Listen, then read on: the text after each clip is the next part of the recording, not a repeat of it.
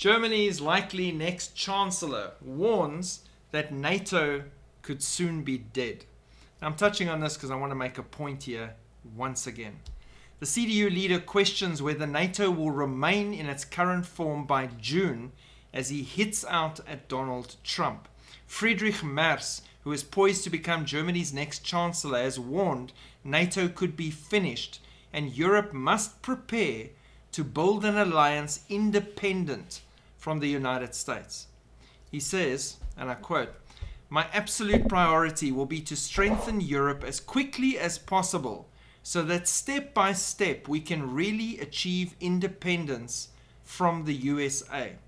I never thought I would have to say something like this on a television program, but after Donald Trump's statements last week at the latest, it is clear that the Americans, at least this part of the Americans, this administration, are largely indifferent to the fate of Europe."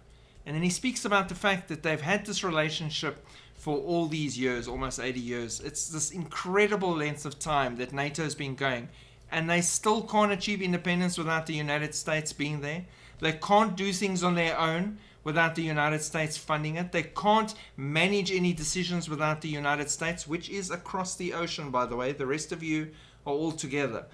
They should have been thinking about this long time ago. Why should the United States be footing the bill for everybody? Why should they be carrying the load? Why should they be supplying all the arms? Why should they be sending their ships, their boys and girls, into all of these zones? Why? Why must they be the policemen that everyone else is relying on while the rest sit back and take it a bit easier? I, for one, think it's a really good thing that they step back and that the rest realize there is actually a bigger problem here that needs to be dealt with. And no, it's a bit too late because the end is right upon us right now. So it's going to be interesting to see how things shake out in the days and weeks ahead after all of these changes that have come about with relationships and alliances and things on the verge of a possible World War III scenario. End times for sure. Nations against nations, kingdoms against kingdoms, wars and rumors of wars. We fly soon.